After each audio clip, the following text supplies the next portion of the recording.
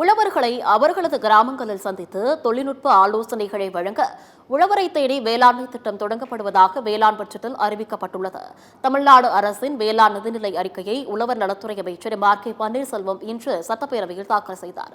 அப்போது பேசிய அமைச்சர், கரும்பு உற்பத்தியில் இந்தியாவிலேயே தமிழ்நாடு 2வது இடத்தில் இருப்பதாகவும், கரும்பு விவசாயிகளுக்கு 841 கோடி ரூபாய் ஊக்கத்தொகை வழங்கப்பட்டிருப்பதாகவும் கூறினார்.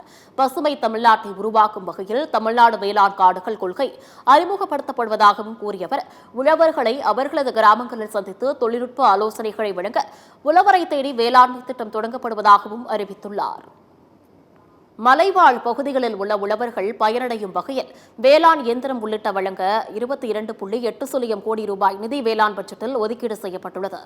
மண் வளத்தை மேம்படுத்தும் வகையில் முதலமைச்சரின் மண்ணுயிர் காத்து மண்ணுயிர் காப்போம் திட்டத்திற்கு 142 கோடி ஒதுக்கீடு செய்யப்படுவதாக அமைச்சர் கே பன்னீர்செல்வம் அறிவித்துள்ளார். டெல்டா அல்லாத பயிர் சாகுபடியை அதிகரிக்க 102 கோடி ரூபாய் ஒதுக்கீடு செய்யப்படுவதாகவும் தெரிவித்துள்ளார்.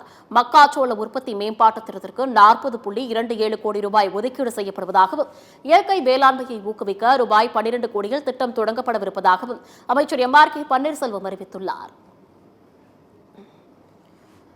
தொடர்ந்து வேளாண் பட்ஜெட்டை தாக்கல் செய்து பேசிய அமைச்சர் கே பன்னீர்செல்வம், சுமார் 30 லட்சம் உழவர்களுக்கு பயிர் காப்பீடு தொகையாக 5242 கோடி ரூபாய் வழங்கப்பட்டிருப்பதாகவும் தெரிவித்துள்ளார். நீர் ஆதாரத்தை திறம்பட பயன்படுத்துவதற்காக 3 லட்சம் ஏக்கர் பரப்பளவில் நுண்ணீர் பாசனம் அமைக்க 1.168 கோடி ரூபாய் ஒதுக்கீடு செய்யப்பட்டுள்ளதாகவும் அறிவித்த அவர், புரதசத்து நிறைந்த காளான் உற்பத்தியை ஊக்குவிக்க ஊரகப் பகுதியில் 5 காளான் உற்பத்தி நிலையம் அமைக்கப்படும் என்று தெரிவித்தார்.